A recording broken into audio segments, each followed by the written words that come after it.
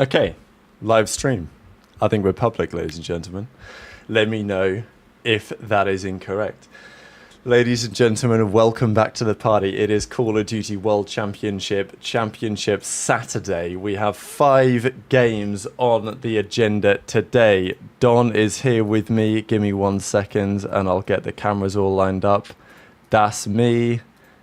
That is loading. Oh, maybe not.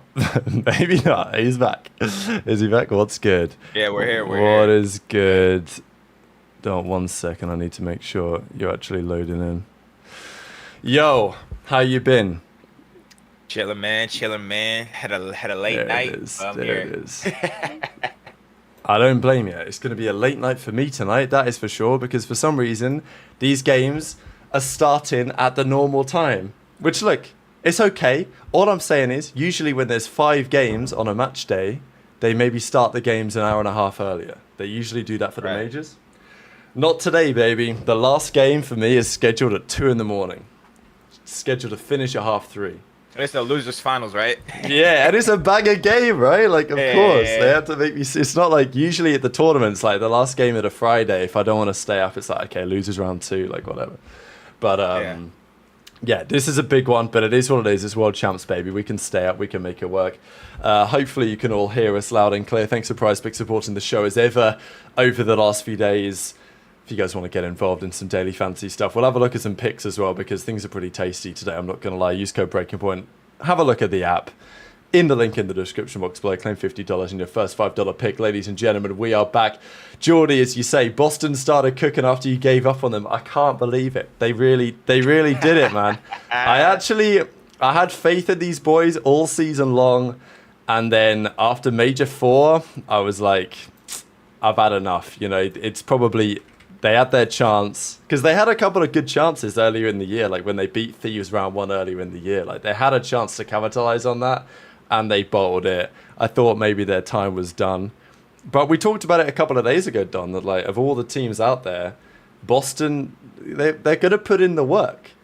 Yeah. And I think we've seen the outcome of that over the last couple of days. So, yeah, it's an exciting day. Welcome, everyone. Drop a like on the stream if you are new and early here, because the 5 matches of Saturday, we go from 6 teams down to 2. At the end of today. So not a standard tournament, but I think it makes it more hype. I mean, do you like having 1 match in Championship Sunday for finals, or do you like how it was back in the day? I like how it was back in the day better, of course, but I mean, 1 match for Sunday, it's not bad. I mean, it's not I don't think it's a bad thing. I think they're both decent options. So, if they do it right, I think it works. But yeah. I don't think it's like bad. If they hype up the city, you know what I mean? Like if they bring some energy to it. I know they've got like probably Challengers finals as well happening tomorrow. I know that's pretty much getting live right about now. So yeah, excited for this one. Does Boston realistically have any chance of making grand finals, or is it 99% OpTic FaZe? I'm from Boston, like Boston because I'm here. So couple things on that. We'll definitely get to it as we go through what's happened over the last couple of days, because yeah, I guess a couple of things to start with. First of all, MVP goes to Scrap. Expected. I think deserved. But obviously, I know, it was an interesting little conclusion to the day after Scrap got given the trophy. Yeah. Even his tweets, like, he was very disappointed. Like, I don't know. I mean, he's obviously like a dominant personality, but I just feel like the tweet could have been better. Just because he's just like basically just like, man, I mean, I guess there's ESWC, but like, what the fuck? I wanted to win champs, which I get it. I feel like you could feel that way. I just feel like you shouldn't say that. You know what I'm saying? Like, I feel like let's have a look at it, right? So like, okay, so LA Thieves, they come into this tournament, pre-tournament favorites. They're my favorites of the tournament. I thought they were going to win it. I thought like, you know, they'd turned a bit of a corner. From what we saw earlier in the year. I mean, we did say it on the show, like that Boston series was one to keep an eye out for, just because they've matched up well against them, and Boston have been spending the last month prepping for that series. Thieves' focus would have been to some degree elsewhere, and I think the month gap has been pretty fascinating, Don, in terms of the implications it's brought up. Like, If it was 2 weeks after the most recent major, we probably would be having a different conversation. But obviously every team's in the same boat. And in some respects for Thieves, it should have been a benefit because I don't know if you remember the talk about the patch, but they're playing on the same patch that they won the last 2 events on. They were going to change it for Champs, they didn't. Other teams wanted it to change. Thieves wanted it to stay the same, obviously. They got it to stay the same. So like in many respects, Thieves had a lot of things playing in their favor. And they turn up to the tournament. Yeah, Boston are going to cause them trouble because they often do in that type of a series. But I still expect them to win it. And even if you do lose to Boston, okay, whatever. FaZe lost to OpTic. Sure, you can sometimes get upset round 1. To drop down to losers and not even really put up a fight against Surge, especially because, look, Boston have not been a good control team all year. Surge have not, it's not been their best game mode either. Thieves managed to lose controls to both of those as the most undisputed, unbelievable, dominant control team that we've seen. So, pretty inexcusable. Obviously, there's a lot to say about Thieves and why this happened, and Sender was talking about it. Ben J was saying that, the egos got too big after the last couple of majors. I wouldn't doubt if there's some truth to that. And then, as you say, Scrap does his tweet and says, yeah, the year was good. It's this is the one that mattered though. EWC is still there. Appreciate the support and all this. But I think Thieves fans will be pretty shell-shocked to figure out how did this happen. I mean, bro, we've kind of hinted towards it. It's just we've kind of hinted towards this team as breakers, right? When they were they were still getting 4th and stuff, but I'm saying underperforming to what they want. Anything other than first for this team is underperforming. So we're kind of hinting towards them being breakers, and then they dominated major 3 and 4. So then we're just like, okay, once you normally get over that mountain, now we're expecting you to just be good. And, you know what I'm saying? Show up to champs and play well. I mean, there's a whole bunch of different things that can happen. I mean, like I said, too, leading up to champs, it's champs. Anything can happen. The best team can just fall off. You know what I'm saying? And I feel like he took a good accountability in the tweet. He agrees that this is the pinnacle of Call of Duty Champs, and he really wants to win it, which I understand. I just feel like I don't know. What would you have tweeted, done? What would your tweet have been? I don't know. Because in the moment, I probably would have tweeted some crazy shit too. What the fuck, we broke. You know what I'm saying? So I'm just saying from an older, more mature perspective that I just feel ESWC can become one of the it's a great tournament, bro. The prize money is very good. You're going to fucking Saudi. This ESWC is still let's say the second biggest event in Call of Duty. You know what I'm saying? It's still, you still have a great thing you can accomplish with this team. So just keep your head up, try to just keep moving forward, because you got an MVP season. Try to at least get ESWC, Yeah, if they don't look in for that one, super. Yeah, this would be when I got fucking reverse swept in winners finals. I was trying to be fake optimistic almost. Oh God, don't even worry. We chose the 2-0 lead because motherfucker, we wanted to play more type shit. Just try to don't try to be so negative publicly is all I'm saying. Because certain teams, you never know. Just an example, Dan Ghosty might see the tweet and be like, damn, you don't even give a damn about ESWC or just whatever. Some people could just view it differently. So no, I hear you. I think the other guys ESWC, my bad. Yeah, so ESWC was the events they ran in Paris back in the day, right? yeah. I keep saying it's the new one. I kind of fuck with it though, because it's esports World Cup, right? So I see ESWC, I see it. But yeah, no, ESWC, I gotta get used to that. I don't think you're wrong though. Ghosty, Envoy, obviously the pressure's going to be on them to some degree. It's FaZe last year, they bombed out top 6 at Champs. They were obviously coming in, potentially trying to win the whole thing. I remember World War II Champs when did Rise go out? Was it top 12, top 16 that event or something? They were the favorites for it. Rise top 16, yeah. Yeah, they lost, they dropped down, they lost to LG or Slacks, knocked them out or something like that anyway. They lost a Valkyrie Search or something. But yeah, exactly. It can happen, right? Big favorites can bomb out early on. It's happened before. obviously OpTic have had the runs back in the day of being favourites of back-to-back champs, Advanced Warfare, BO3, and going out top 8 on both occasions. So it happens. Of course, this season you got the opportunity to bounce back and show that was just a blip and learn from the issues. I think there's a lot of pressure though on the team going into the World Cup, because I don't think they're going to make any changes before then. And they've been, and they shouldn't do, and they've been pretty clear that they won't be doing, which makes sense. But also, last year FaZe, they were like, damn, top 6. If this continues, it's time to blow it up. They went and won the World Cup, and they stuck it out, and it kind of saved their team. So Thieves can do the same thing, but yeah, I don't know. It's really interesting what it says about a team, and Scrap's got to recognize that this type of performance is putting serious pressure on his status as a player in the scene, right? He's getting a lot of criticism for this, because people even said coming into this tournament, this guy, he doesn't turn up at champs. We've seen it before. Obviously he was in the champs finals a couple of years ago. They got 5-0 smoked by Kismet, right? So that was all happening. And then he comes this year, people are like, damn, Scrap MVP of the season, it's time to get his ring, right? You got to get one on the board. And he's only been around a couple of years, but it's obviously not happened yet. It's not happened again this season too. And look, Dashi was under a lot of pressure before he got his one last year, because people, obviously it was the biggest talking point, right? Dashi, best player not to win champs and all this. So, and it's another year for Scrap, he hasn't won it. So obviously going to be a lot of talk about that. But I got the other tweets from the other guys to bring up. Envoy didn't say much, to be fair, but, he keeps it cool. Tough, beyond disappointing weekend for myself and the team. So many little things we'd all go back and do over if we could. Best of luck to all the teams still fighting. Thanks for the support. Got a lot left to show at EWC.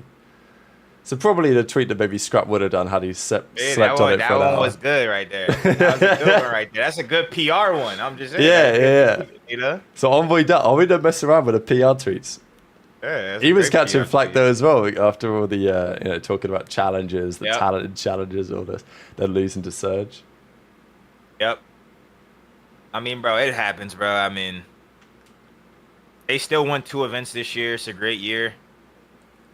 They should be proud of themselves. Just like I said, try to win EWC.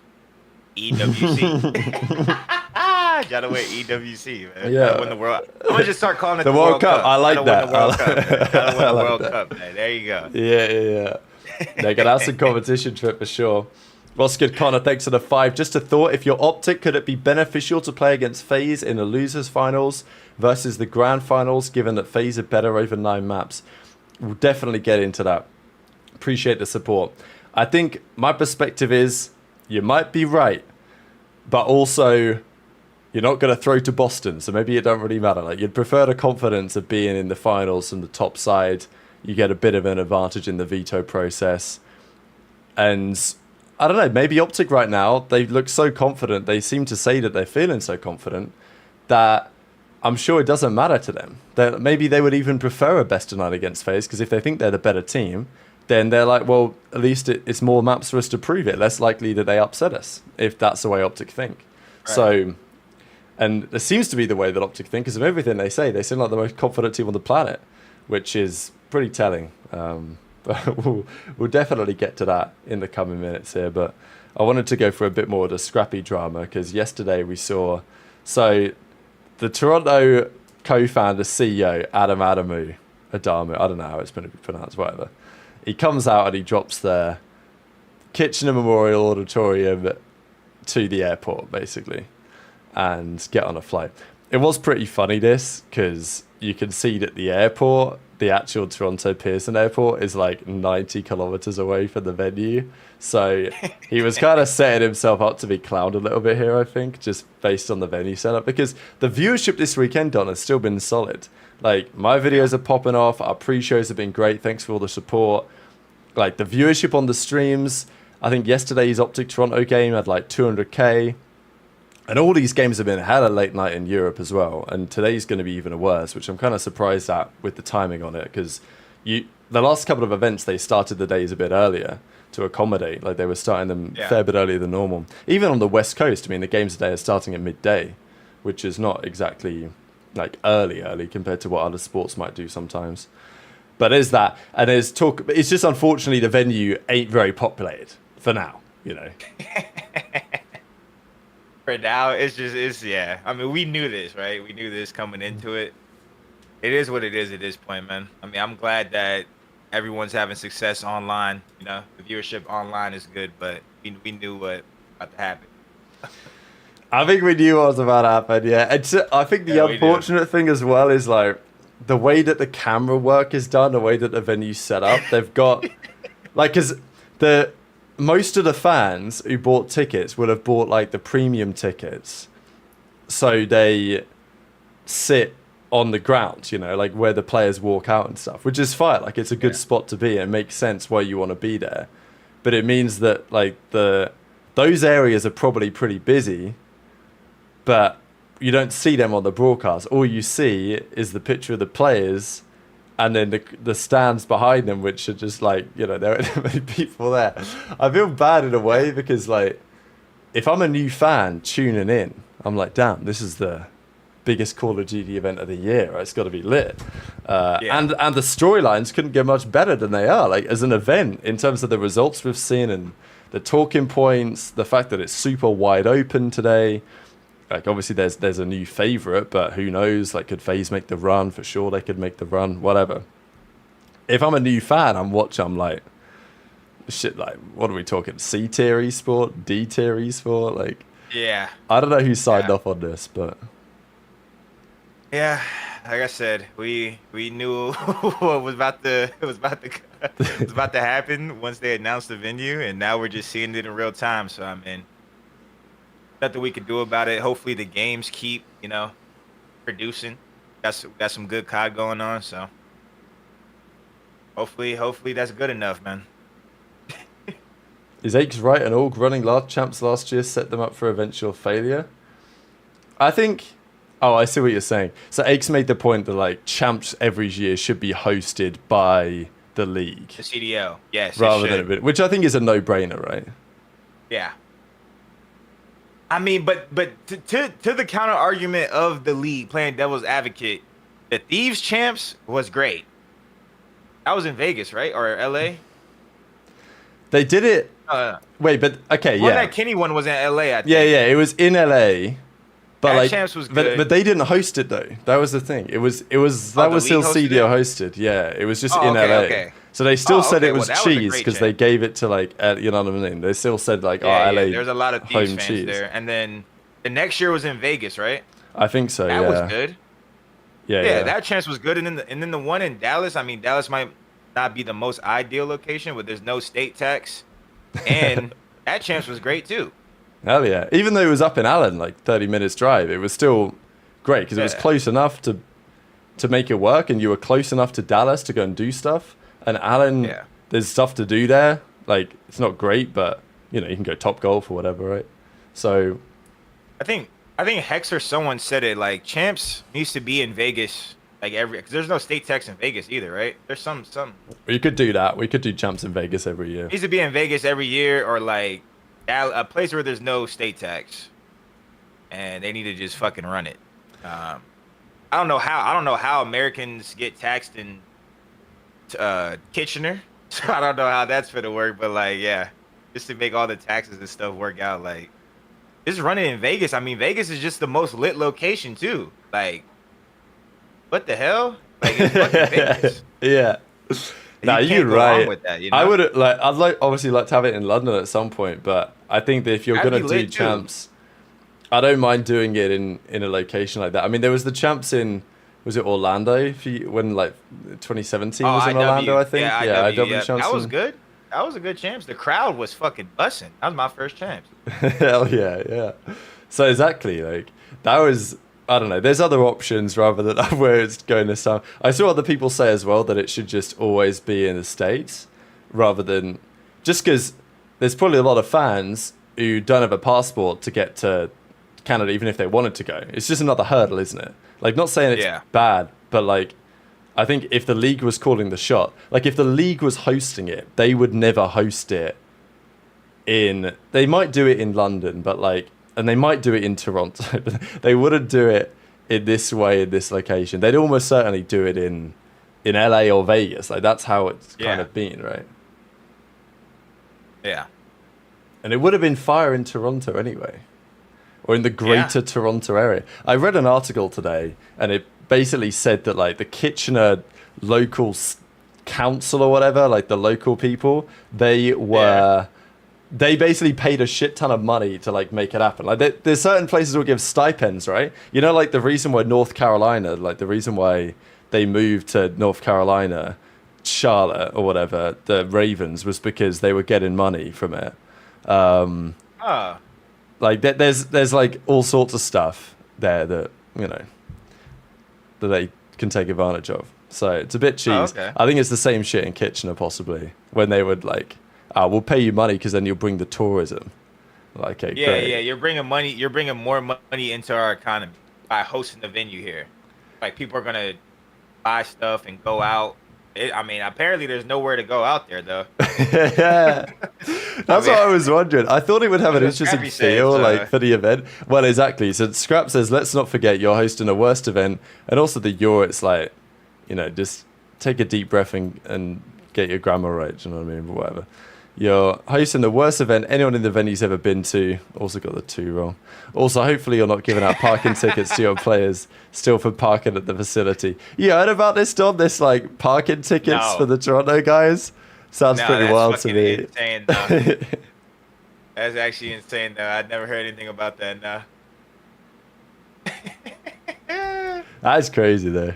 I don't know if that. I guess that happened when he was there. What is so that's the Toronto owner, right? What is I don't understand how the beef started. Like, because I feel like Scrap, like they should have a good relationship, no? I think that is a good, interesting point. I think the beef started because, well, they were gonna like sell him, and then they were keeping him in contract jail, right? So like, I think it was after the 2023 season. There was a lot of talk about that Toronto didn't have enough money, they were going to sell them. And then Scrap was basically told, like, yeah, we're going to sell Insight and Kleenex, but we're going to keep you in jail. And Scrap weren't very happy about that and, like, threatened to leave or whatever. And then they decided to keep the team, basically, and run it back as they had before. So I think that kind of started there. Then there's also been a bit of beef this season because he obviously gets sold. Adam said on Twitter a few months ago when it happens that we're going to be better than Thieves this season or whatever. And that's not really been true, obviously. But still, I think there's been a combination of a few things. And Scrub was annoyed at this event before he even went there. I think that's the other thing. Like, Scrub tweeted this out on the 24th. So much tourism going to be coming to Kitchener. Loads to do, let me tell you. Yeah. So, like, it was already in his head. Yeah. I mean, I'm just being like, I don't know. I don't want to like get on the wrong side of anybody, but like, don't you feel like it's weird for an owner to be like, like I don't think I've ever seen that. Am I tripping? No, I do agree. It's pretty rare. Hex, Hastro, fucking the FaZe guys. Like I don't feel like they're gonna be like talking. It's not like disrespectful shit. It's just banter, I guess. But like, I don't know. I don't know. No, you're right. Like, it's pretty rare in esports. The only other example I know of is like Sentinel's CEO Rob. He like, but he's not. I don't think he's ever really beefing. He's just doing it more for the engagements and everything. Whereas I feel like for this Adam guy, like it's actually kind of personal some of the time. That's the thing. That's the way I feel. Cause I'm like. Because, like, even if, like, an org owner... I played for 10, 20 orgs, right? And not every owner loved me. Some of them did, some of them didn't. But the ones that didn't, they didn't go on Twitter and, like, pray for my downfall publicly. Like, they probably did, you know what I'm saying? Like, in their head, like, behind closed doors. To me, behind closed doors, everything is fair. You know what I'm saying? He's mad that Scrappy tried to leave the team. Whatever the case might be, pray on his downfall behind closed door. But I feel like that's like weird. You know what I'm saying? I don't want no beef with Toronto and like have beef with like owners in the league. I'm just like, I've never seen an owner of a team like praying on somebody's downfall. Nah, you're right. Like and like relishing in it as well. Yeah, it's like he's like fucking like he's like vibing out, and I'm just like, have I ever seen that? Like, I've never seen that. And their team's also been getting like slammed as well, right? That's what I find funny about this. It's like, okay, if Toronto win the whole tourney, then sure, do a little thing about, oh, I said I'd be better than you guys or whatever. Like, you know, fine. I guess lean into it at that point. But, you know, your former player who, like, let's not forget, Scrappy brought a lot to that org, right? Like, yeah, Scrap won that's them what I'm chips. saying. It should you be know? a good relationship between them. It should be like, hey, I drafted this kid, or I picked this kid up out of challengers. He can't. So I blessed him by making a good decision. They gave him on the academy, like he was on the academy for a good amount of time. Then once I made that decision, he blessed me by fucking carrying the team, like being the best player on the team. Like this guy was my superstar player. Like I don't know, and I'm not saying it on Scrappy's point of view. I feel like Scrappy is in like he's cool. I'm saying the org owner, like I feel like he just shouldn't interact with Scrappy like at all. Nah, I think you're right. Opinion. Like you wouldn't see it on. The thing is with Adam as well, is like there's a world where you want ideally Scrap to come back at some point, right? Like I'm not saying you ever would, but like imagine the stars align and something happens and Scrap might want to come back to Toronto at some point. Maybe you get a bit of money and Thieves fall off. I don't know. Like you never want to like close the door, as it were. Yeah, burn the bridge. Yeah. Whereas like Scrap ain't ever gonna want to come back there. Maybe you never wanted to anyway, but like this is one of the reasons why, right? So I just don't think it's like really intelligent, but it's entertaining, so we'll take that, I guess. Yeah, it's entertaining. And before you get to the super chat, you go. I feel like you would want Scrap to say good things like, man, Toronto taught me how to play. Toronto was a great, or you know what I'm saying? Yeah, exactly. Because then it would like, He's not about to say none of that shit. He's not about to say nothing. Like, what the fuck? No, like, you're right. Because then like other players, because Toronto, like their arc as an org was pretty crazy, right? Because they started off. I remember Cold War, like there was that drama with Classic and with Brack when like they wanted to go home for like family reasons, they wouldn't let them, or there was some bullshit happening, right? So there was a bit of controversy about Toronto, like the quality of their org. And then they turned that around big time. They started running these fire events. They started backing players in challenges. They had like an NA Academy team, an EU Academy team. Like their team was making strides. Like they were, you know, let's say committing to players and teamwork, team bigger than the sum of the parts, this type of shit, right? Toronto became a really well-liked org.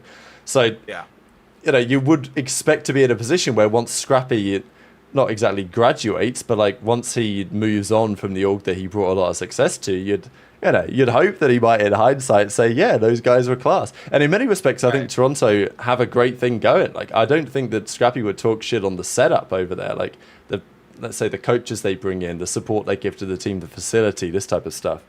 But clearly there's some shit on his mind. He probably would never mention the bloody parking tickets outside the facility if it weren't for, you know, obviously he would never mention it if it weren't for the org going to beefing him.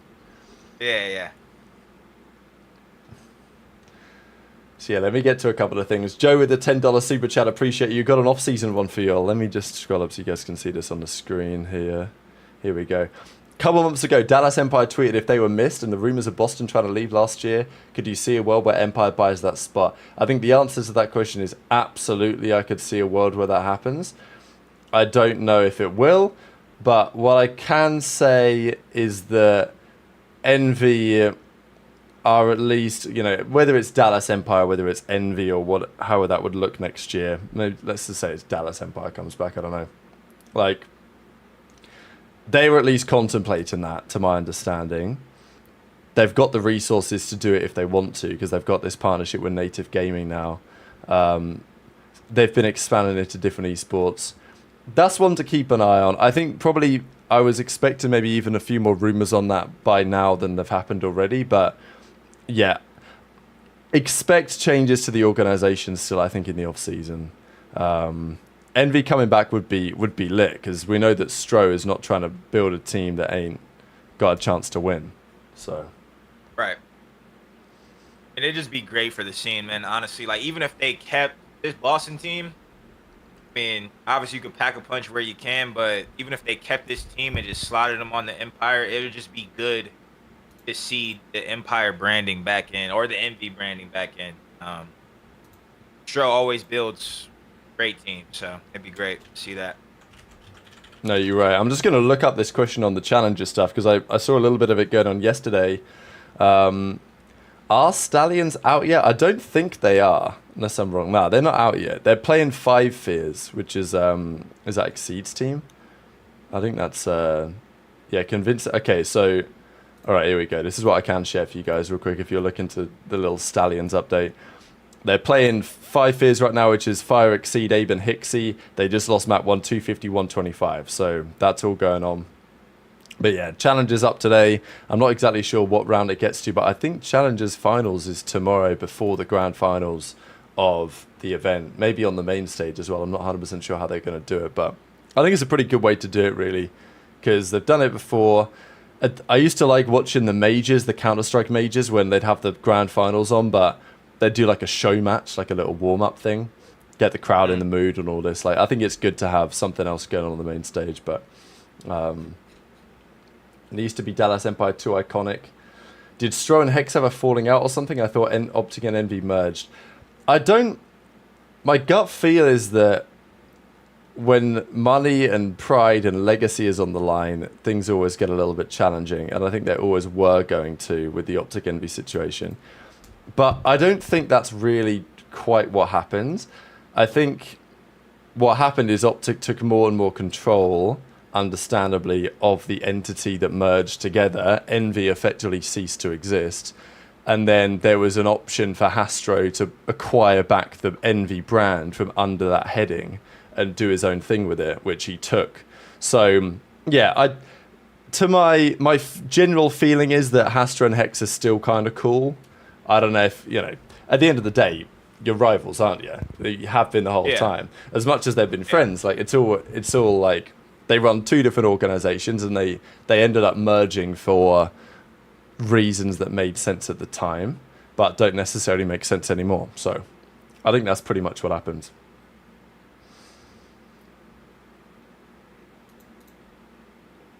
But yeah, do you think the Thieves fans, what are they going to do, Don? They're going to support OpTic now? Because I've just seen this tweet. Thieves fans, the rest are champs.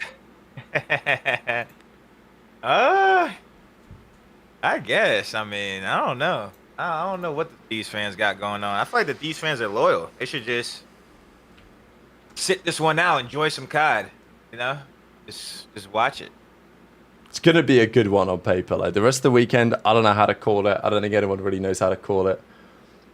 America really losing the ability to host events. Look at how this weekend has been the Club World Cup, like the WWE falling off with live events. I don't know. We'll see. I don't think that this would have been in America probably if there weren't other circumstances involved. Supporting Miami. That's actually a good point. Probably some Thieves fans will be like, yeah, can we get FaZe knocked out of this tournament right about now? That's going to be a big story to keep your eyes on. But I know that people want us to talk about OpTic Texas, so I think we'll do it. OpTic turn up on the weekends. We didn't really know what to expect from them because we're not seeing anything from them in the last month. They turn up against FaZe. They hit him with a pretty hot 3-0. Like map 1 Hassie, FaZe picked it. They lost 250 to like 200. The game 2 search, OpTic closed it out. And then the control was like pretty dominant in the end on Hassie. And we know that OpTic have been strong on that one, but like this was impressive. And then they backed it up. I think that was what was, if anything, almost more impressive to me. It's like OpTic came out day one, they slammed FaZe, and it was like, wow, okay, OpTic are serious, they're like actually legit, but can they perform like that back-to-back on back-to-back days? Can they bring the same energy they did? And the answer was an emphatic yes yesterday. Like they absolutely destroyed Toronto. Like I think I've got the numbers here in a second maybe on like the level of slammage that it was. They outslayed them by like 50, 60 kills. Yeah, you know, I'll just go to the website and we'll find it right here. Like, it was actually kind of insane. Like 60 kills, bro. And 3, like, holy fuck, bro. It might have even, yeah, it was, yeah, what was this? 33, 48, 65 kills they outslayed them by. Yeah, that. Yeah, over a 3-map series. It is like, but you don't see this type of stuff at Champs normally. That's like, I mean, I don't think you could get any worse than that. Like, outslay wise. Like, that's literally everyone is pub stomping the other team. I mean, it's impressive, bro. I thought they would be good, like better than they showed the last event. They looked pretty good the last event. But they look. I mean, bro. I mean, they're the favorites to win. Yeah, They're the it's favorites crazy, to win. right? They're literally the favorites to win right now. I mean, this would probably be the fucking most insane. Like, if OpTic win, which I actually think they are going to now. I mean, I wouldn't compare it to the EG win, but like it's somewhere. It's like, what the fuck? Like, you guys were literally 0-18, not winning a fucking map. Like, you guys were god awful, and then now you just locked it the fuck in, and now you won champs. Like, that's so typical, bro. Like, I'm not gonna lie, it's so respectable. I even asked the other, I'm like, what does this mean for the team? I mean, shit, if Merc's gonna drop a 1.4 every fucking series, and Huke, bro, my like Kyler, bro, like this guy's literally the best player in the fucking game right now. Like, if they're just gonna keep playing like that, I mean, you got to keep both of them and just keep the fucking team. Like, I don't know, it's surprising. It's still it's surprising, bro. It is surprising that they can It's surprising, bro. look this much better, but like they are like godlike right now. It's actually insane. Like what they were doing yesterday was insane. Because Toronto aren't the best, but like they just clowned them. Like, and Skyline is Toronto's best hardpoint map as well, and they just pissed on them for like 90-point club. It's funny though. Mercules, you keep saying he's due a bad series. He's due for a bad series, but then he just drops a fucking 1.4 every, like literally every series, bro. Yeah, that's actually insane. Like, versus FaZe and a 1.4 versus Toronto. Like, yeah, like it's actually hilarious. He just keeps on doing it though. Like every single series, he keeps on doing it. Like if you look at the top KDs of this tournament so far, like if I go to the stats here, it has to be him, no? Yeah, no, it's him. Kyler. But like, yeah. Well, exactly. That's my point, right? So like, if I go to COD Champs and if I look at top KDs, you guys can see it. I think on the left-hand side here, Mercules, Dashi, Huke, Abizi, Shottzy. That's your top 5. Like, it's 4 OpTic players and Abizi. And if Shottzy got a couple more kills, it would literally just be 4 OpTic players, the highest KDs of the tournament. So, yeah, but Merc's sitting at a casual 1.43. I think Hermes right in the chat there about the confidence because, like, their listenings and stuff, like the listening they had yesterday was honestly a listening that we used to have back in the day. Like this was a last year champs listening from OpTic yesterday when they were just like screaming shit at all these guys, like playing with just insane confidence. I don't know why it didn't seem like they were able to tap into that energy really at all before this event, like with their previous team. I don't know if it's a champs thing. I don't know if it's like a Shottzy thing somehow, because Shottzy was making it clear how much he wants it. And maybe it's just the fact that because they've got Mercules now, they're very confident, and that's just translating into every facet. And one of the questions I had after Mercules joined was, okay, could Mercules and Dashi both do it at the same time? We've not had that much evidence of that yet, but obviously yesterday was pretty compelling. Yeah, I mean, bro, picking up Merc, I mean, it could be everyone obviously is doing their thing. Like, fucking everybody on the team is doing their thing right now. But, like, picking up Merc, it just happened. I give you an example. When we picked up Mac for Trey, we were the same. It's not like when we got Mac the next day, me, Zuma, and Attach started shooting straighter. It was just like, all right, we got this guy who is so consistently dominant. Now the game just feels easier. You know what I'm saying? Like, Merc is consistently dominant, bro. Like, he is literally dominating every fucking series he plays. So it's like, now the team hit a point with Merc where it's like, okay, whether they want to admit it or not, this is the stuff that's going on in the back of their mind as a competitor. They're playing with Ken in the back of their mind. They're like, fuck, this guy Ken is fucking getting shit on. Like, I know we got to try to win this series, but this guy's dropping fucking 0.4s and da-da-da. And in the back of their mind, they're playing with AG. They're probably like, damn, bro, this guy's fucking up spawns. He's going the wrong way. He's not playing smart COD, bro. Like, we could still win maybe, but like, fuck, bro, this guy's doing dumb shit on the map. Like, that's the shit that's probably going through the back of their mind. Now they got Merc. They're just like, he's not costing us at all. I got to lock the fuck in. So then they focus on themselves. They're like, all right, I got to lock the fuck in. I don't got all these 99,000 excuses in the back of my mind. There's no excuses. We have the team. It's time to lock the fuck in. You know what I'm saying? So I feel like that's mostly what it is. Because that's what when you're 0-18, bro. You're like, what the fuck? I mean, ain't no way. We're 0-18 because I'm doing some bullshit. What the fuck is this guy doing? You know, that's just a normal thought, bro. That's normal thoughts. There's nothing wrong with that. But once those thoughts go away, I mean, these guys are fucking yelling, like calling people shit. Like this shit's lit, bro. No, it's fun to watch. I mean, it's just such a crazy arc from where they started the year with the Kenny Pred situation, and the Pred stuff happened, and he was back, and then Huke was out and he was back in. I think like a couple words on Huke really, because he stepped up his comms. He got dropped from this team this year and then came back in. Like he could have crashed out. Like you know what I mean? He's been dropped so many times in his career. Yeah. He got dropped at the end of last season on Surge. He started this year in challenges. He's had, and I understand why he probably recognized after getting dropped a lot of times. It's like, okay, there are probably things I need to improve on to become a more well-rounded player.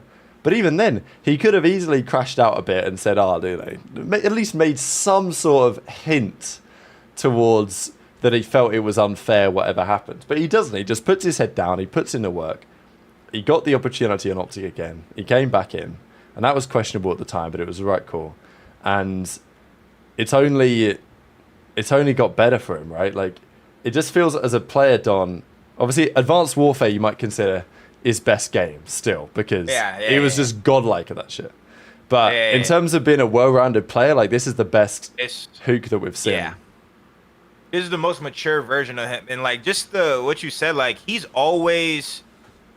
I think there's something wrong with him. Because for me, I'm the opposite of Kyler. Like, if I drop 40 and I lose, which is bad, right? I'll look to be like, what the fuck? Like what Gwyn did the other day, right? Doing? Looking left, looking right. Fuck? Yeah, what the fuck? When Kyler dropped 40, if he genuinely feels like he did something wrong, he'll be like, damn, I costed us. Like, he's literally been like that since 15 years old. Like, I kid you not. Like, when I teamed with him at AW, he used to get mad at himself when he would drop 45 kills and we would lose a map.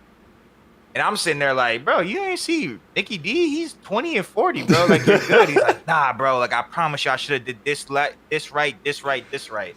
I'm like, damn. So I always, like, I've known that about him. And I just feel like now the main thing, because I even coached him in Challengers this year, his passion, like, he literally is just the motherfucker that never gives up, bro. Like, he actually, I think there's something legitimately wrong with him. Like, he literally has, like, I've never seen this type of passion, like, from someone who's been, especially doing it for so long. Like, I feel like this is his most passionate year. Like, he was fucking trying to get everybody on for 2v2s, 3v3s, 4v4s. Like, he immersed himself in this game, like, to the next level, and I think it paid off because he's about to win fucking champs. So, yeah, no, that's insane gas, but like deserved gas as well. And it's great to see that work out, because I think Huke was on the verge of being a player. Certainly, I felt this like when he came back on your team in World War II.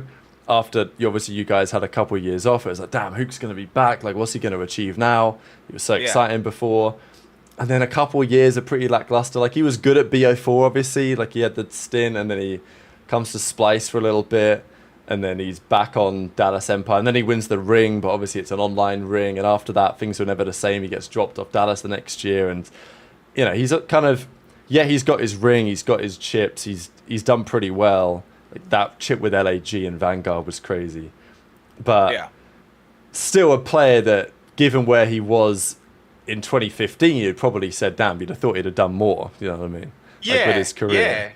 Yeah. And that's what's crazy, because it's like, he's kind of like an NBA prospect that fucking, they were solid. Like, they were good, but, like, that's how people view him. They view him like he could have did way more. Even, like, Kobe always said this about Shaq. Kobe was like, damn, Shaq, if you actually stopped being a fucking fat ass and, like, locked in like how I locked in, we would have had 15 rings. That's how dominant and talented that Kobe was talking about Shaq. Kyler, you can kind of say the same thing. I think his talent is legit top 5 talent in COD history. but his career and accolades are not. So you can't if I were to argue that, they'd be like, what the fuck, this guy, he has an online ring. It's just like how you said, they'll bring you when you think of his accolades, you don't think top 5, top 10. So I think this is just a big moment for him to like move up that all-time ladder a little bit, you know? Because he should definitely, with his talent, he should be in the top 20 all time. Like he should be where John above. Like people think of John, you think of Apathy in the top 15. Much respect to them; those guys are legends. But Kyler with this win, especially, he should be in those talk. He should be, you know, in those talks at least, like top 15, top 20, moving on up. There's a couple of super chats I wanted to get to here. There's one up here. I'll get to this one in a second. Where's Shottzy all time if he gets his 3rd ring? You know, we'll just do this now because it's a good conversation, right? Shottzy this season, we were having a convo before about Simp, where he's been during the year, like top 5 player for this many years and all this. This has been like Shottzy's worst year. It's his first year that he's not been an all-star in chosen on one of those teams. But I will say, in the lead up to Major 4 DreamHack, he was pretty nasty. Like he was dropping 40. He was looking like he was getting there. And now he's playing at a crazy level. And I don't know.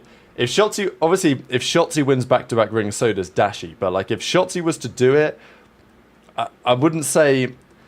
At the end of the day, OpTic have not got lucky exactly, but the fact that Mercules was even an option, like this team would not be doing this with Skies. Like if Skies was still there, this team would not be doing this. We wouldn't be having these conversations. Maybe they'd be better, but they wouldn't be the team that they are here. Like I have no doubt about that. So obviously Shottzy deserves a lot of credit, but it's kind of a position of circumstance. I think that they can do this, but still, like if Shottzy wins his 3rd ring, and still people will say about the online one, but even then, if he wins 3 rings in the CDL era, like he's undisputed CDL GOAT anyway. Like there's really no doubt about that. Yeah. I mean, I just feel like this is just the gas segment, but I mean, this is just, I mean, bro, he's fucking GOAT. Like I don't know, there's not much to say, bro. Like on a legacy standpoint, OpTic and FaZe. I mean, if Miami win, kudos to them. That'd be lit. First Spanish team to win an event and it'd be champs. I could see, I mean... They're going to make quite the run from losers, but you never know. But, like, besides that, who else is in this tournament? Toronto. Surge is still in. FaZe. Surge. Boston. Yeah, I mean... I think OpTic got it, bro. I'm not gonna lie. I think they got it. I think them or FaZe got it at this point. I mean, I agree. Like, I'm never gonna count FaZe out until they get eliminated, but it is what it is. And then we had this one as well. Did Huke get the karma touch? DB4 made him better. What's interesting about this is like back in MW2, the end of MW2, before Karma started coaching OpTic, he used to criticize Huke's mistakes a lot. Like, he would do it on stream, on the flank and all this. Like, he'd see Huke doing something, he'd be like, what's this donkey doing, or whatever. But obviously now, he's coached him for a little bit. There's probably an element of that in there somewhere, I imagine. Like, either something he said, or just... As you say, obviously Kyler's approach has been great, and it's probably only continued to get better. But I think that probably Karma... Like, if Karma wins this one, he goes back-to-back as a coach, like, you know... Yeah. He obviously deserves a lot of credit as well. Yeah, 100%. 100%. I mean, they don't really speak about what Damon says that much, but I've only heard good things. People, they just love Damon, bro. Like, I feel like Damon playing for him just as like a presence in the locker room, to say, you know what I'm saying? Like, that's just godlike, bro. It's literally the fucking... Like, I'd be geeking, bro. I'd be listening to whatever the fuck that guy said, bro. Like, so, and, you know, Kyler, he listens, bro. He listens. Especially if you say it the right way. And I feel like Damon doesn't, like... I can't see Damon being, like, the super disrespectful kind. That's not the type of guy he is. So as long as you don't disrespect Kyler, like, call him, like, out of his name or something crazy, he's going to listen. He's going to hear you out and have his mind open to it, so... I bet Damon is helping him out with that. No, I'm sure. We got about 2,000 people in here as well, by the way. So drop a like on the stream if you're watching right now, because we appreciate every single one of you. Because, yeah, the event in person might have been the best event we've ever seen, but damn, the event is interesting to watch right now. And OpTic, there's no doubt about it that they have to be tournament favorites as it stands, because their next matchup is going to be against the Boston Breach. And it's what a run from Boston. They deserve a lot of credit for making this happen. Obviously, you guys who watch the show here know that for the majority of the season, I've been pretty high on this Boston team. And then at Major 4, I pretty much gave up hope on them. But then going into Champs, it was like, okay, maybe at Champs that have put in the work. And the Thieves win, it is what it is, because Thieves got bopped out of the tournament. But yesterday against Miami was like really telling, because they lost game 1. They probably should have won it on the Hassie hardpoint. It's a great map for Miami, but like they'll feel like they should have won it. And they still bounced back. They had the mental resilience to bounce back, win the game 2, clutch up in the control, and at that point they're hella confident they're going to Neslo again. So they've now Neslo'd 2 series in a row. And what's interesting about this is that they've clearly focused on this for the last month. Search, control.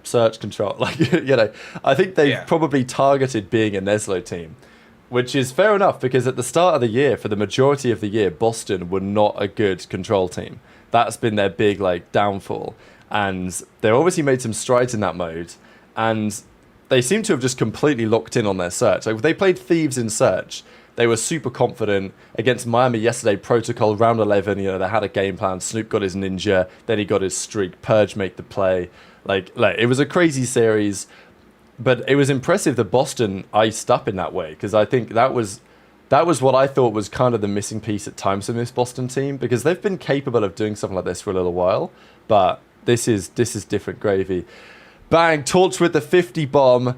Great show as usual, Rab. We actually got people in this chat calling this championship a Mickey Mouse ring. Go get one and tell me how Mickey Mouse it is. Yeah, look, people are going to say, oh, Mickey Mouse ring because no crowd or whatever. Look, at the end of the day, this is the World Championship and everyone knows that it matters more than anything. So, you know, appreciate that. Deanon says, who you got in grand finals? I got Miami versus OpTic. We will get to our predictions in a second for the rest of the show. But yeah, appreciate you all showing support on the stream as always.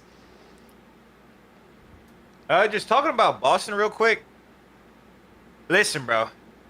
When I interviewed McGee, he was trying to sell me the Per J dream.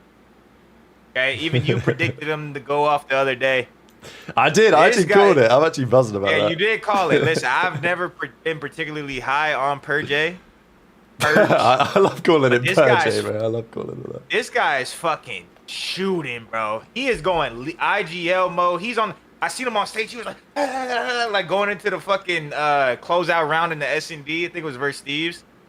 He was like fucking yelling at his team, like, we gotta fucking lock this in, Like, bro, even looking at the stats, like 1.05, 90. He got the best KD and the most kills on the team at Champs. Like, this guy's going fucking crazy.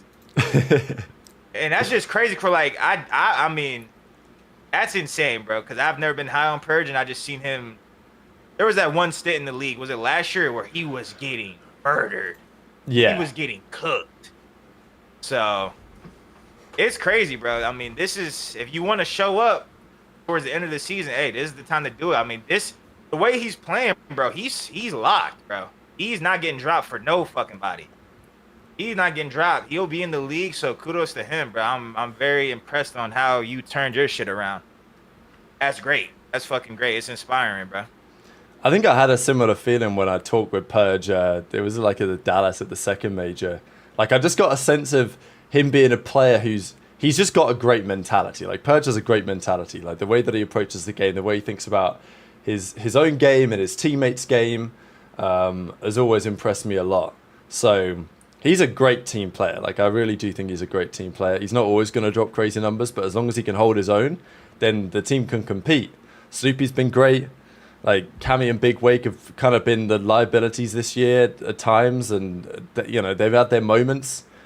So yeah, Boston, it's a team that's greater than the sum of its parts. I felt that way for a while. It's kind of funny that, I mean, I predicted a few times this season, at least a couple of times, like Major 2 and Major 3, maybe even Major 4 for a bit, but certainly Major 2, Major 3, I was like, you know, Boston could make Sunday, they can do it. Both occasions they fell short, they came top 6, they lost to Toronto, they lost to Surge, they did it again. And I was like, okay, maybe, you know, maybe I was wrong to believe in them. And it's pretty funny they're turning to Champs, and this is when they finally make the run to top 3. Whether they can go any further, I mean, that is That is the big question. Like, OpTic are a different level of test. At the end of the day, OpTic, their search and destroy has also been insane, the way that they've played, but obviously they've only played 2 maps. Boston have played 4, so there's a bit more of a sample size. They've won all 4. Could OpTic, like, could Boston beat them today? I don't think so. I mean, if OpTic are going to slam them map 1, then they're gonna have to battle momentum and a good, just an overall complete team. I just feel like it's gonna be too much. I feel like OpTic is just gonna win. But if Boston can win, I feel like the first map is very important in this. Obviously, it's very important in every single series. But like, Boston have to steal a heart. I don't see Boston just Nesloing them again. That would be insane. If they do, I mean, fuck, that's insane. But that's their way to win this series is a Neslo. I don't see them stealing a hard point off OpTic. I just don't. Especially not with fucking all of OpTic fucking 1.4s clubbing every team they play. Yeah, I just don't see it. No, it's tough to think that like they can do it again in them, and if they do, it will be in the same fashion. I think like OpTic yesterday, they just put Toronto and their good Skyline hardpoint in the 90-point club on Skyline. Like, there's good luck Boston winning a hardpoint based on that evidence. I think also with OpTic, it'll be an interesting one because against FaZe, obviously they were super dialed in. Against Toronto, I wondered whether they would think, oh, you know, we beat FaZe, like we're gonna beat these cats anyway, right? And maybe they felt that way, but they still came out and they still delivered the goods. I also think with OpTic, they'll probably have scrimmed Boston quite a bit. Do you not think in the last month? Because they're different sides of the bracket. They probably wouldn't have expected to play them. Yeah. So, you know, they're probably thinking, they probably have some knowledge here, like more than we do, in terms of how that series has gone, like how confident they should be playing these guys. They're gonna be extremely confident. I think they're gonna be extremely confident. Yeah, yeah. So they shouldn't. I don't know. I just want Karma to make sure that OpTic approach it in the right way, because there's like a good level of confidence to have, and then there's like a disrespectful level of confidence. I don't know what you guys' thoughts are on this actually as well. A question for you, Don, because people said yesterday, OpTic played Toronto on Skyline, like the best hardpoint map. Yeah. Like some people would say, I'm kind of more in this camp, but I'm not a player, who says, okay, I don't really like, as a viewer, the concept of the ego chow, as in, that's their best map, we're going to play on them, we're going to play them on it anyway. And you see some teams, OpTic are like the #1 culprit for doing this. Like they do it in the regular season all the time, league matches. They're like, well, we like this map, yeah, it might be their best map, let's just square up. And they square up, and often it backfires. But when it works, it really works, because then you completely demoralize the other team. The other team, right.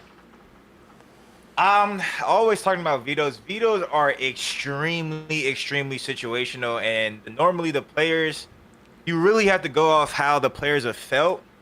And there's also weird circumstances where, like, I can't really think of one right now, but there's been times where we've like won our worst map in scrims. Like probably let's say we like never won this map in a match, but then next thing you know, we're fucking 8-2 on it our past 10 times playing it in scrims. And now our analyst is like, yo, I think we should play this map. But then and the player said, it's like, damn, we've been winning this map. It still doesn't feel comfortable. So I think the main thing as a player going into the map, the #1 thing is you don't want anyone on your team to feel uncomfortable. So whether that be the other team's best map, if all 4 of us are comfortable, that's the most important thing, because as soon as you lose a map or a series and then you hear a player, damn, bro, you put me on that map, I told you I was ass on that map, now there's a problem. Now I'm fucking checked the fuck out. The coaches check the fuck out. The coaches super check. The coaches #1 check the fuck out, because they're like, what the fuck you mean? Why did we pick the map? We're 8-2 on it the past 10 times. You know what I'm saying? There's a whole bunch of situational things. The #1 thing I would, if I was the coach of the team, I would ask my superstar player, are you comfortable? Okay, once he's comfortable, I would ask the other players, are y'all comfortable? Do y'all all agree on this? As long as y'all are comfortable playing this map, then we could play the map.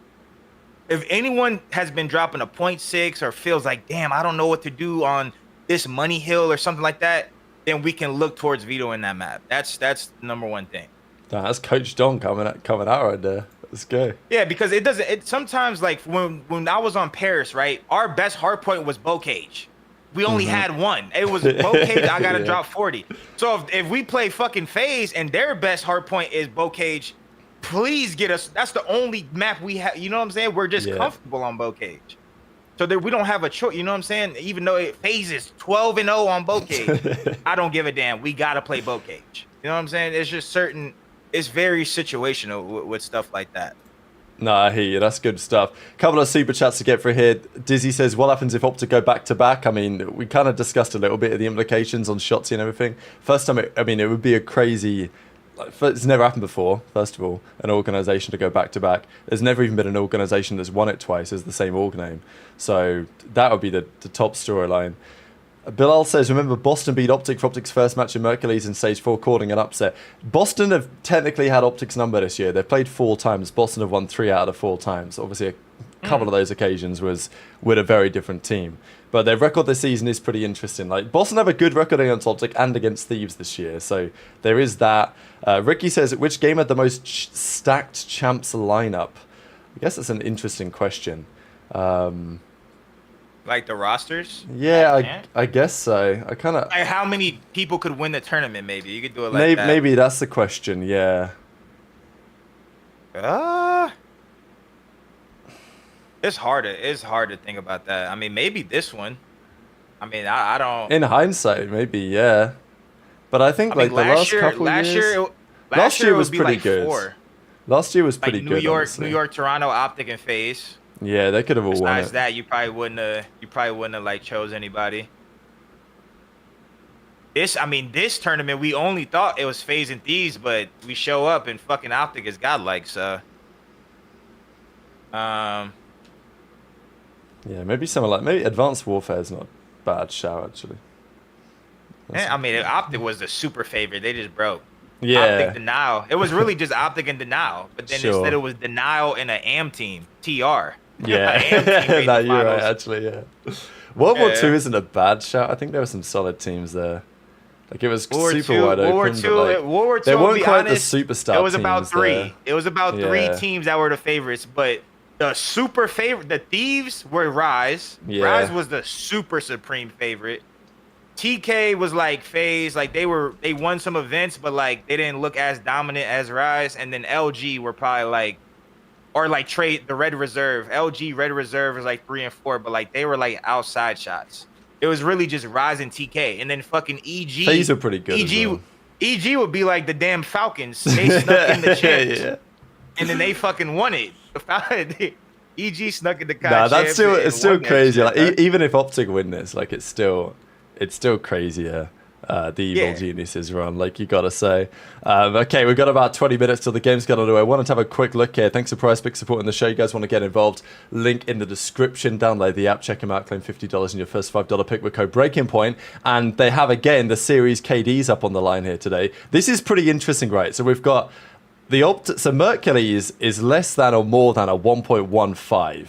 So shit. Like he's been dropping 1.4s every series, so like slam me over. But then we've got Purge is at a 1 flat, and Snoopy's at a 1.01. Like I'm thinking the Purge under is a good shout here, just because Purge under is a good one. Because he's just as good as he might be. He's not going to drop a 1 or more against this OpTic with a high frequency, right? Yeah, I will go Merc. I will go Merc more, Purge under. Yeah, I agree. I think I agree with that one. We've got a couple other ones. Even, I mean, I don't think I can take everything. Yeah, Huke's at a 1.1. Damn, we're calling this slavish here. To be fair, though, like, you got to think this series, the respawns surely, like, heavily favor OpTic, which means that in terms of series KD, it gives you a lot of leeway. Yeah. Like, even yesterday, Boston won the series, Purge had a 0.99. So, yeah, you know, is what it is. Wake's at 0.91. People are saying slam the under. I don't know. I think the OpTic Boston series is pretty tempting. Also, just to show you guys, if you're not familiar with this yet, if you go to the Breaking Point website and you go to stats, you go to betting and picks, you can actually see it here on the page as well. It'll take you to this dashboard. I introduced this to you guys yesterday. I'll just show you what it looks like fully in the incredible production quality that we have here on the stream. But this is the tool that will tell you of the current line that they have. So let me choose KD line here, whether that player has hit that very often this year. So for example, Celium, his line today is a 1.1 in their series against Miami. He's hit that 57% of the time this year. Abeezy's only hit his line 36% of the time. Obviously, we can then filter. So if I go specifically to this matchup, FaZe versus Miami, which is coming up, and then I click on one of the players. Let's say I click on Celium, for example, here. So his line is a 1.13 today. He's been 57% of the time. He's been over that. On LAN, that number becomes 55% of the time.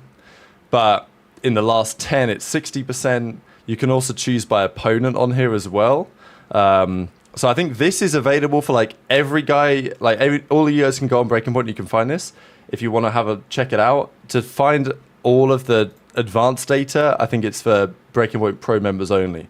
So if you guys want to sub to BP Pro, then you get even more benefits such as this. So anyway, that's basically how it works. Like if I go to Simp, I can also pick head-to-head. So it will show me only Simp series against Boston this year. So these are all Simps, or against Miami, sorry. So against Miami this year, Simps played them 5 times. Once he had a 0.8, every other time he's had more than a 1.03, and that's his line for today. And then what's interesting is that you can have a look. If I just filter this again, if I move this back over here, on the right it will show you like the type of maps that they like to play. And actually the maps I think have disappeared from this because we already have a map set. So let me go back to that and let's talk about the map set for this first series of the day, because Heretics are playing FaZe, and this is what we're looking at, Dom. We've got a Skyline game 1. There's no Hussey in this, so let me look at the vetoes. So, okay, Miami banned red card hardpoint. FaZe banned Volt, which they usually do. Miami picked Skyline, and then FaZe picked Rewind. It makes sense. I mean, FaZe are great at that map. But yeah, it's a Miami Skyline pick straight out of the gates.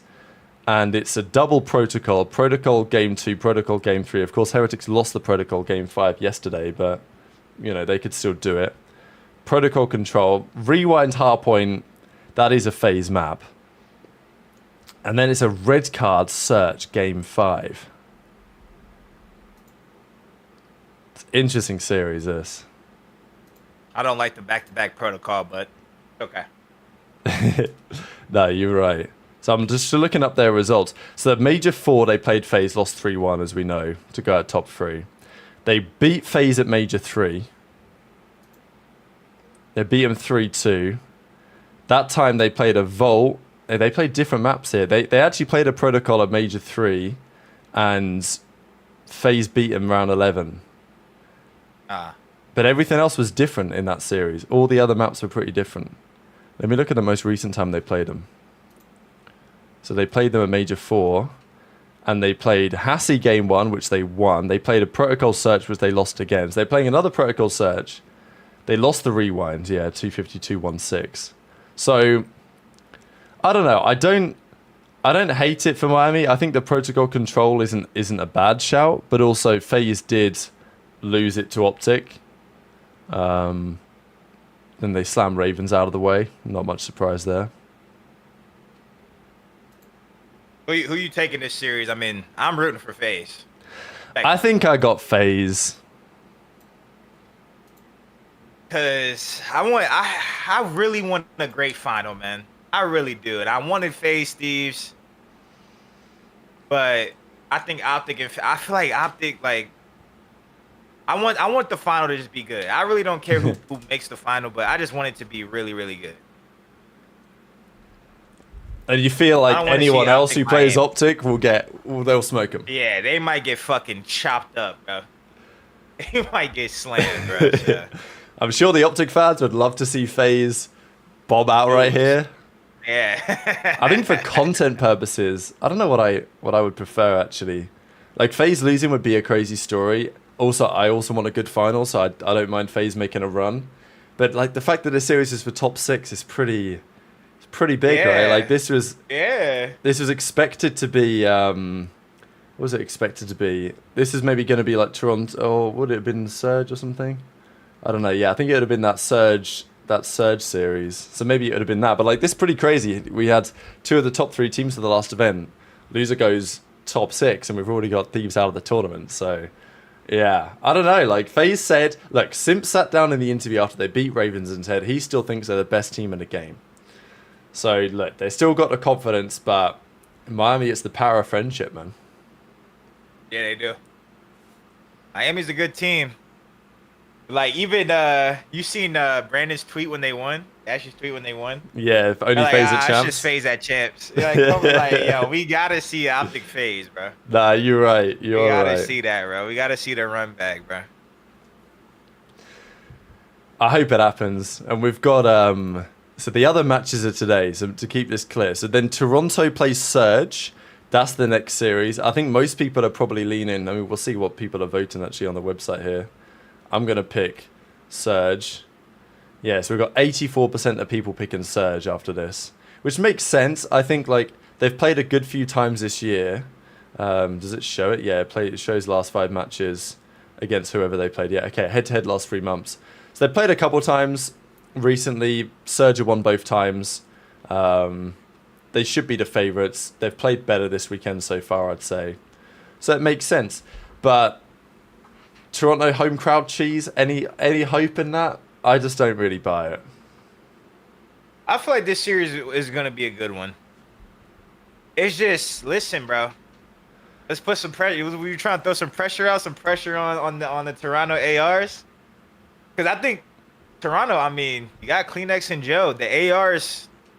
What the fuck did they throw? They threw up some.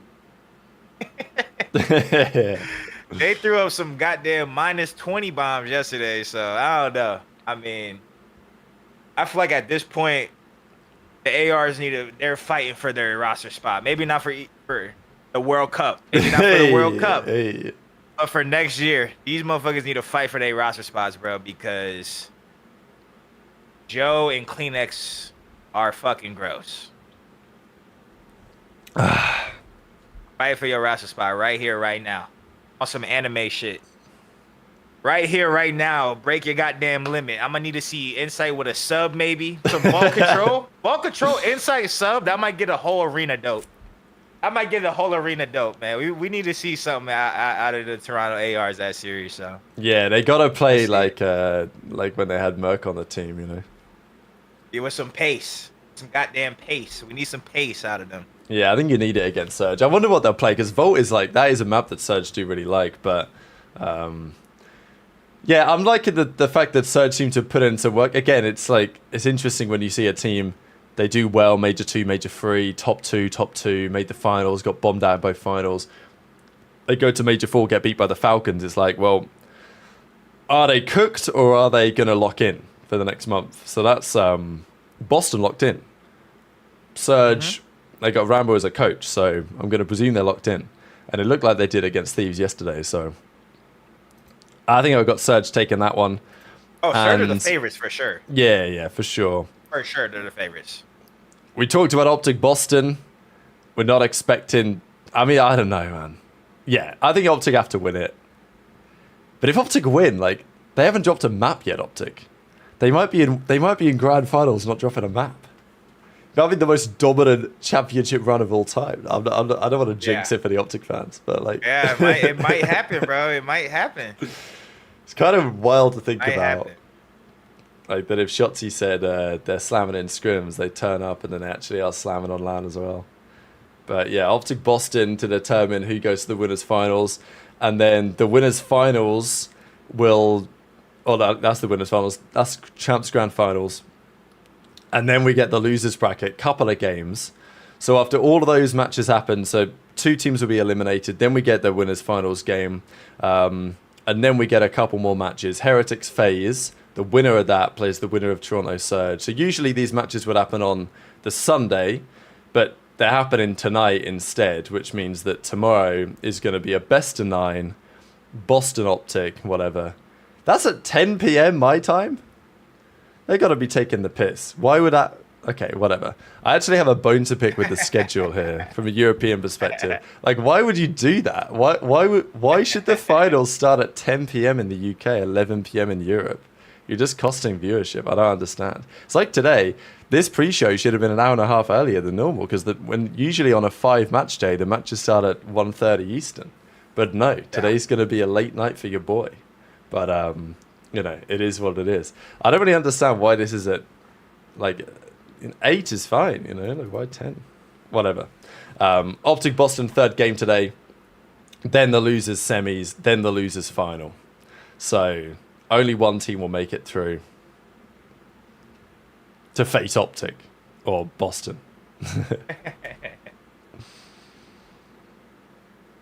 I think I missed a super chat. Izzy said, what's the plan for Insight after this year? Man, it's too early to tell. I mean, he'll definitely be in the league. He might probably end up being on Toronto still. They love him. I'm just saying, like, the ARs are holding the team back. That's just me being straight up. And not sugarcoating anything. They have a top 3 sub duo in the game. Why are you not in the top 3? Simple. No, absolutely. I think it's a question about I don't know who has the keys at Toronto. Like, I guess it's Joe now, right? Or is it still Kleenex? Should be Kleenex. Should be Kleenex. Kleenex and Joe. I mean, you keep the subs. The subs are incredible. That's the question on like what Kleenex. I think it's interesting what Joe thinks because I think I know what Kleenex thinks because you know he's been there, he's done it, he's run it the same way for a while with this guy, so that's what I'm thinking anyway. Insight is watched. Beans has been mid. Beans has been pretty mid, more mid than I expected. Couldn't throw anyone but challenges and Falcons walk in 0.50 against good teams. You just gotta Insight gotta invest in his left stick. You're damn right. You got to lock in and like actually run forwards. That would be useful. All right, gentlemen, the stream's about to get underway. What we're going to do, I'm going to call this a day on this pre-show, and I'm going to be back in about 2 minutes' time on the watch party. It's also on the channel, so you guys can go check that out. We're going to watch party for at least the first few maps of this series, see how it goes. At least watch a little Skyline Harp one in there, because that's going to be fun. But I had a phenomenal show today. Hell yeah, it's going to be good. So yeah, we'll see you on that stream in just a couple of seconds, but I appreciate you all tuning in for the sensational pre-show today. And we'll be back in like 2 seconds on the same channel. So we'll talk to you guys over there. Thanks for watching.